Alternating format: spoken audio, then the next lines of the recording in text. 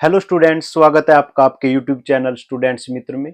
बच्चों, इस वीडियो में हम आपके लिए लेकर आए हैं क्लास 10th के चैप्टर 7 कोऑर्डिनेट ज्योमेट्री के बेसिक कॉन्सेप्ट। तो चलिए शुरू करते हैं। कोऑर्डिनेट ज्योमेट्री बच्चों, क्लास 9th में भी आपने देखा होगा। जो हम 2D में लेंगे तो एक हमारा एक्स एक्सिस होता है और वर्टिकली में हमारा वाई एक्सिस होगा।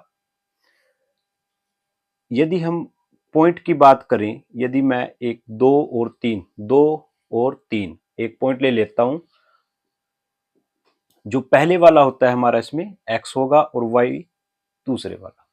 इसके दो कोऑर्डिनेट होंगे, पहले वाला x और दूसरे वाला y। यदि मैं इस ग्राफ से देखूं, ये एक मैंने पॉइंट लिया है, तो x कोऑर्डिनेट और y कोऑर्डिनेट क्या होते हैं? x coordinate distance from x axis is called y coordinate. इस पॉइंट की x एक्सिस से जो दूरी है, कितनी दूरी है? 3, तो उसको हम y कहेंगे। और इस पॉइंट की y एक्सिस से क्या दूरी है, कितनी दूरी है? 2, इसको हम क्या कहेंगे?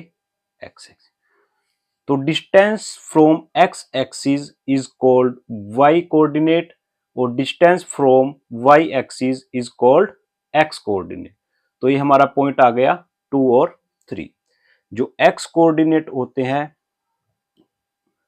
उसको हम एब्सिस्सा भी कहते हैं, और y कोऑर्डिनेट जो होता है उसको हम ऑर्डिनेट भी कहते हैं।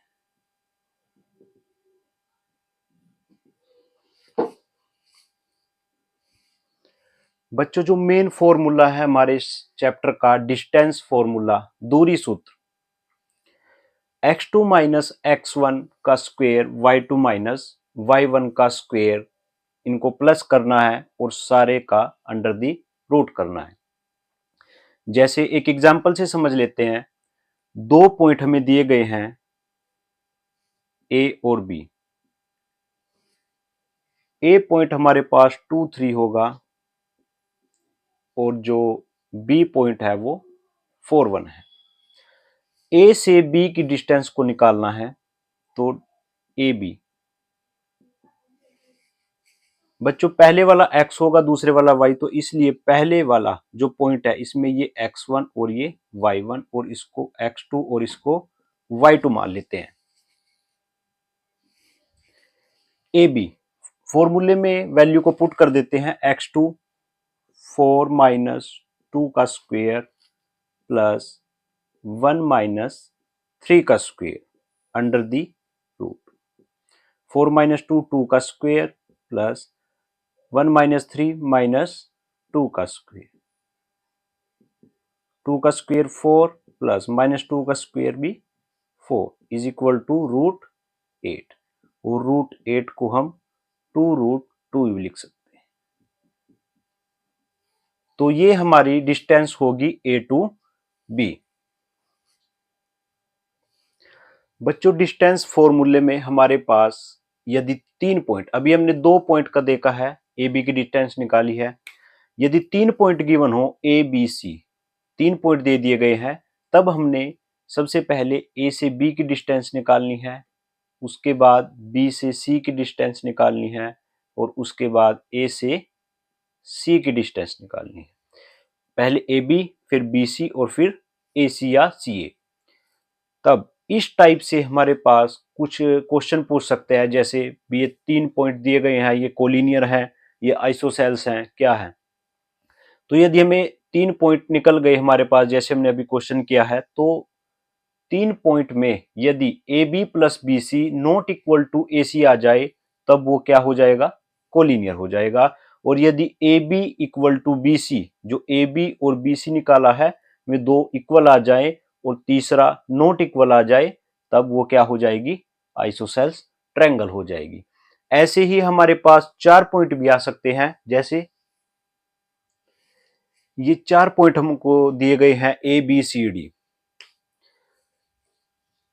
4 पॉइंट के क्वाड्रिलेटर बना दी गई है ए बी सी डी। तो हमें वही सबसे पहले ए बी निकालना है, फिर बी सी निकालना है, फिर सी डी और फिर ए डी।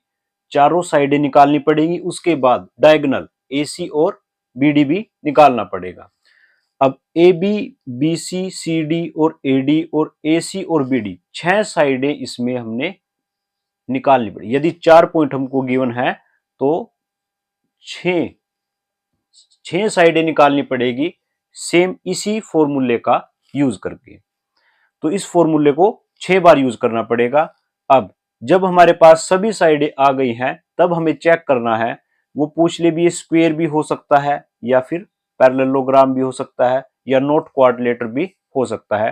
तो अगर स्क्वायर पता करना हो तो हमारे पास ये सभी साइडें इक्वल आनी चाहिए, चारों साइडें हमारी इक्वल और दोनों डायगोनल भी इक्वल आनी चाहिए।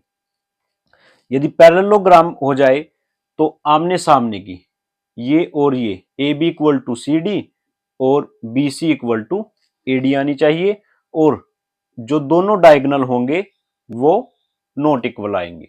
यदि दोनों डायगोनल इक्वल हो और चारों साइडें भी इक्वल हो तो स्क्वायर है, और नॉट इक्वल आ जाए डायगोनल और आमने सामने की साइडें जो इक्वल आ जाए तो वो क्या होगी, हमारी पैरेललोग्राम होंगे। बच्चों, कुछ क्वेश्चन हमारे पास इक्विडिस्टेंस के आते हैं, जैसे find a point on X axis which is equidistance from A and B. A और बी कोई दो पॉइंट दिए गए हैं और एक्स एक्सिस पे हमने वो पॉइंट निकालना है जो इन दोनों से समान दूरी पर होगा। बच्चों, यहां हमारे पास एक्स एक्सिस दिया गया है, एक्स एक्सिस, वाई एक्सिस भी हो सकता है। ऐसे ही इक्विडिस्टेंस होगा फ्रॉम ए एंड बी। तो सबसे पहले हम इस बात को समझते हैं, ये एक्स एक्सिस क्या होगा और वाई एक्सिस क्या होगा।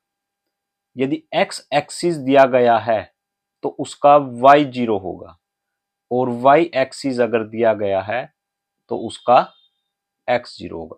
तो एक्स एक्सिस पे क्या पॉइंट बनेगा, एक्स और 0, और वाई एक्सिस पे क्या पॉइंट बनेगा, 0 और वाई।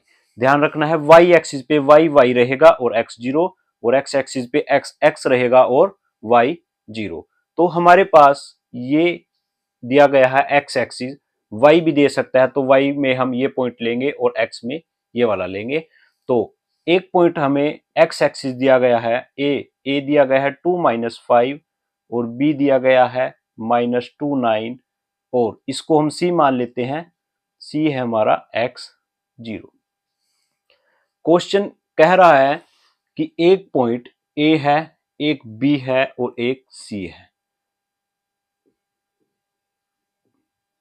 ए से सी की डिस्टेंस और बी से सी की डिस्टेंस इक्वल होगी, दोनों क्या होगी, इक्वल। तो इसलिए हमें ए से सी और बी से सी निकालना है। सबसे पहले हमें ए सी निकालना है और फिर बी सी निकालना है। एक और बात ध्यान रखनी है, जो भी इक्वी डिस्टेंस वाले क्वेश्चन होंगे उनमें 3 पॉइंट होंगे, और 3 में से हमें 2 पॉइंट ऐसे होंगे जिसके बीच में एंड दिया होगा, जिसके बीच में एंड या और दिया होगा, या तो हिंदी में और या एंड। जिसके बीच में भी एंड दिया गया है वे 2 पॉइंट हमें उनकी डिस्टेंस नहीं निकालनी है, मतलब ए और बी की डिस्टेंस नहीं निकालनी है, तो हमें ए सी और बी सी की डिस्टेंस यहां पर निकालनी होगी। तो सबसे पहले ए सी को निकालते हैं।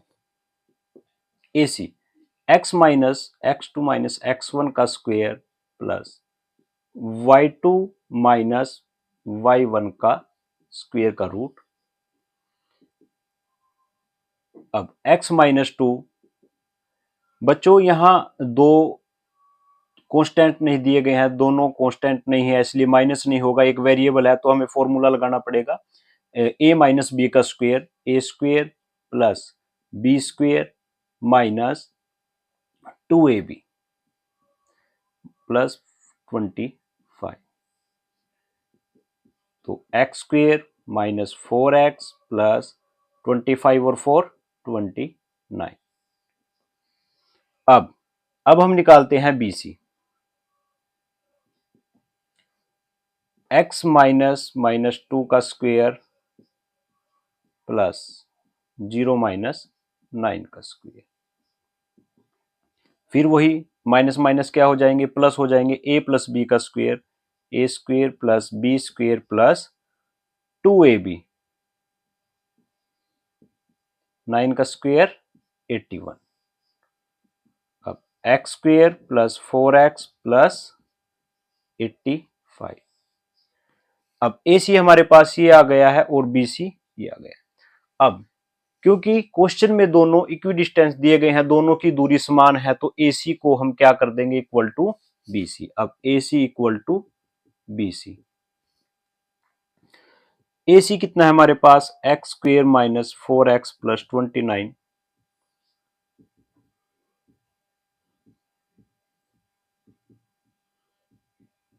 85। बोथ साइड स्क्वेयर करने से दोनों रूट कैंसिल हो जाएंगे। अब बच गया x square minus 4x plus 29 और x square plus 4x plus 85। X square से एक्स स्क्वेयर कट जाएगा, 4x को इधर लेके आ जाएंगे तो माइनस 8x और 29 उस साइड चले जाएगा, तो 85 माइनस 29 हो जाएगा। अब दोनों को माइनस करके 56 आ जाएगा, तो माइनस 8x इक्वल टू 56 और x आ जाएगा हमारा 56 अपॉन माइनस 8, तो माइनस 7। तो x की वैल्यू हमारी क्या आ गई, माइनस 7। तो इसका मतलब जो x हमने लिया था x0, तो वो क्या पॉइंट हो जाएगा हमारा, -7 और 0। तो x एक्सिस पे हमने पॉइंट निकाला है। अगर सेम हमारा y एक्सिस पूछ ले तो हम पॉइंट को क्या लेकर चलेंगे, 0y, तो वहां हमारे पास किस चीज की वैल्यू आएगी, y की। अब दूसरा जो इस चैप्टर का इंपॉर्टेंट फॉर्मूला है, सेक्शन फॉर्मूला। अब ये सेक्शन फॉर्मूला, किसी चीज को हम डिवाइड करेंगे और वहां से हम अपने x और y कोऑर्डिनेट या फिर रेशो को निकालेंगे, वो इस फॉर्मूले की मदद से निकालेंगे। एक्स वाई, अगर x कोऑर्डिनेट हमें निकालना है तो m1 x2 plus m2 x1 upon m1 plus m2। y निकालना होगा तो x की जगह क्या लिख देंगे, y लिख देंगे। दोनों ही फॉर्मूले सेम होते हैं। यदि m1 है तो x2 होगा, m2 है तो x1 होगा। ध्यान रहे, इसको हम आगे पीछे करके भी लिख सकते हैं। यदि हमारे पास दो पॉइंट दिए गए हैं, एक ए पॉइंट है और दूसरा बी पॉइंट है, कोई तीसरा पॉइंट सी पॉइंट इसको बीच से डिवाइड करता है और रेशो में करता है 2:3। कोई सी पॉइंट ए बी जो लाइन है हमारी, उसको 2 और 3 रेशो में डिवाइड करता है। तो बच्चों ये 2, 3 यही हमारा m1 m2 होता है, और a को हम x1 y1 और b को हम x2 y2, और ये जो हमारा होगा ये xy होगा। तो जो हमें x और y निकालना है वो c के कोऑर्डिनेट निकालने हैं। a के हमारे पास गिवन होंगे, b के भी गिवन होंगे और रेशो भी गिवन होगा। तो सभी को हम फॉर्मूले में पुट कर देंगे और अपना आंसर निकाल लेंगे। इसमें बच्चों एक बात को ध्यान रखना है, यदि हमारे पास रेशो ना गिवन हो तब क्वेश्चन में वो ट्राई सेक्शन भी बोल सकता है, ट्राई सेक्शन, या फिर 4 इक्वल पार्ट, या फिर 2 इक्वल पार्ट। अब ये क्या है, ट्राई सेक्शन। ट्राई सेक्शन का मतलब है बच्चों 3 इक्वल हिस्से, तीनों इक्वल होंगे। ट्राई सेक्शन 3 हिस्सों में बांटेगा और तीनों इक्वल होंगे। तब हमें रेशो कैसे निकालनी है, यदि ए और बी हमारा गिवन है, सी की रेशो निकालनी है, तब सी के ऊपर अपना पेन रख के देखो, सी से इधर कितना हिस्सा होगा, 1, और सी से इधर 2, तो रेशो होगी 1:2। और अगर हमें डी की रेशो निकालनी है तो डी से इधर हमारा एक हिस्सा है और डी से इधर हमारे 2 हिस्से हैं, तो डी की रेशो हो गई ये। तो इस तरीके से हम रेशो निकाल के सी और डी के कोऑर्डिनेट निकाल सकते हैं। यदि 4 हिस्सों में डिवाइड होगा तो 1, 2, 3 और 4। यदि 4 हिस्सों में हमारा क्वेश्चन डिवाइड है तब हम रेशो भी वैसे ही निकालेंगे जैसे डी की निकालनी है, इधर भी 2 और इधर भी 2। यहां इधर कितने हिस्से हैं, 3 और इधर 1, तो रेशो 3, 1, ऐसी इसकी 1, 3, इसकी कितनी आ जाएगी, 1, 3। 2 इक्वल पार्ट का मतलब है ये भी इक्वल है, ये भी इक्वल है, तो रेशो क्या आएगी हमारी, 1:1। 2 इक्वल पार्ट में रेशो 1:1 होगी, 4 में हमारी या 3 में हम इसको पेन रख के देखेंगे इधर कितने हिस्से हैं और दूसरी साइड कितने हिस्से हैं। चलो अब एक क्वेश्चन के साथ हम इसको सेक्शन फॉर्मूला देखते हैं। तो बच्चों जैसे क्वेश्चन हमें दिया गया है, एक ए बी एक लाइन है जो सी द्वारा डिवाइड की गई है 2:3 से। तो एक्स वाई के कोऑर्डिनेट हमें निकालने हैं। तो सेम वही फॉर्मूला एक्स वाई m1, ये m1 है और ये m2 है, ये x1 y1 और x2 y2। तो मैं वैल्यू पुट करता हूं m1 into x2 plus m2 into x1 upon m1 plus m2। ऐसी y की दोनों को अलग अलग भी निकाल सकते हैं। m1 into y2 plus m2 into y1 upon m1 plus m2। 4 2 जा 8 minus 3 upon 5 minus 6 plus 21 upon 5। तो 5 अपॉन 5 और यह आ जाएगा 15 अपॉन 5। तो 1 और 3। तो x हमारे पास कितना आ गया है 1 और y कितना आ गया है हमारे पास 3। तो x की वैल्यू होगी 1 और y की वैल्यू होगी 3। तो ये क्वेश्चन था हमारे पास, यदि रेशो दिए गए हों तो एक्स वाई को कैसे निकाले। फॉर्मूले में value x1 y1 x2 y2 m1 और m2 की हमें पुट कर देनी है और एक्स वाई हमारे पास आ जाएंगे। अब एक क्वेश्चन ऐसा भी देखते हैं, यदि हमारे पास एक्स वाई दिया गया हो और m1 m2 पूछ लिया जाए तब कैसे करें। मैं इसी क्वेश्चन को लेकर चलता हूं क्योंकि हमारा आंसर भी मैच हो जाएगा। अब मैं लेकर चलता हूं कि हमें गिवन है जो x1 है और y3 है और ये हमें अभी पता नहीं है। तो रेशो निकालनी है। बच्चों रेशो निकालने के लिए इस फॉर्मूले में से किसी एक का यूज कर सकते हैं। x से भी रेशो सेम आएगी और y से भी सेम आएगी, जो वैल्यू हमें पता हो। इसको मैं अभी इस क्वेश्चन के बाद एक्सप्लेन करूंगा भी जो वैल्यू पता हो वो क्या चीज है। जैसे x की वैल्यू हमारी 1 है, x equal to m1 into m1 हमें अभी पता नहीं है, m1 x2 plus m2 into x1 upon m1 plus m2। m1 और प्लस m2 की क्रॉस मल्टीप्लाई इधर कर देंगे 1 के साथ, तो 1m1 और 1m2 equal to 4m1 minus m2।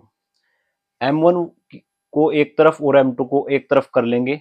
जैसे m1 4m1 इधर आके माइनस के 4m1 और प्लस m2 उधर जाके माइनस के m2। तो ये माइनस के 3m1 is equal to minus के 2m2। माइनस से माइनस कैंसिल हो जाएगा। अब m1 यहां बच्चों ध्यान देना है, m1 ऊपर होगा, m2 को उसके डिवाइड में लेकर आना है और ये 2 यहां रहेगा और 3 को उसके डिवाइड में लेकर जाना है। अब रेशो हमारी निकल गई है m1 2 और m2 3। तो सेम हमारी रेशो आ गई है m1 ratio m2 equal to 2 ratio 3। तो ये हमें अगर क्वेश्चन में एक्स वाई दिया गया हो तब हम इसकी हेल्प से रेशो भी निकाल सकते हैं। इसमें ध्यान रखना है मैंने ये x से किया है, y से भी ये वैल्यू सेम आएगी। अगर आप y के फॉर्मूले का यूज करेंगे 3 वाला तब भी वैल्यू सेम आएगी। एक से ही करना है, दोनों से करने की कोई जरूरत नहीं है। अब जिसकी वैल्यू पता हो उससे, जैसे यहां हमें दोनों वैल्यू पता थी तो मैं x से भी कर सकता हूं और y से भी कर सकता हूं, लेकिन यहां भी अगर वो कह दे कि जो C पॉइंट है ये हमारा x एक्सिस पर है, ये हमारा x एक्सिस पर है, तो x एक्सिस पर क्या पॉइंट होगा x0। अब यदि यह C पॉइंट x0 हो जाए तब x की वैल्यू तो हमें पता ही नहीं है, तब हम इस क्वेश्चन को इस तरीके से नहीं कर सकते। यहां हमें y की वैल्यू पता है तो y वाला फॉर्मूला यूज करेंगे। यदि यह पॉइंट y एक्सिस पर आ जाए तब वैल्यू क्या होगी 0y। तब इस पॉइंट की वैल्यू क्या होगी 0y। तब हमें x पता है कितना है 0, तब x वाला फॉर्मूला लगाना है। तो बच्चों अगर दोनों हमें पता है कोऑर्डिनेट तो कोई सा भी फॉर्मूला यूज करेंगे लेकिन अगर एक्स एक्सिस है तो 0, वाई है तो वाई का फॉर्मूला, और वाई एक्सिस है तो एक्स वाला फॉर्मूला लगाकर इसकी रेशो निकाल सकते हैं। बच्चों एक लास्ट फॉर्मूला हमारा मिड पॉइंट फॉर्मूला, जो क्वेश्चन में बीच में यूज होता है। अब मिड पॉइंट फॉर्मूला क्या होता, नाम से ही पता लग रहा है मिड पॉइंट, जो बिल्कुल मिड में होगा पॉइंट, उसके लिए क्या फॉर्मूला लगेगा। जैसे ए बी हमारा एक लाइन है, जो सी है वो दोनों के बिल्कुल मिड में है, बिल्कुल बीच में है। जितना यहां से यहां तक डिस्टेंस है उतनी ही डिस्टेंस सी से बी की होगी, इसलिए हम इसको कहेंगे मिड पॉइंट। तो मिड पॉइंट का फॉर्मूला सिंपल है, अगर x निकालना है तो दोनों x को जोड़ देंगे x1 प्लस x2 बाई 2, अगर y निकालना है तो दोनों y को जोड़ देंगे y1 प्लस y2 बाई 2।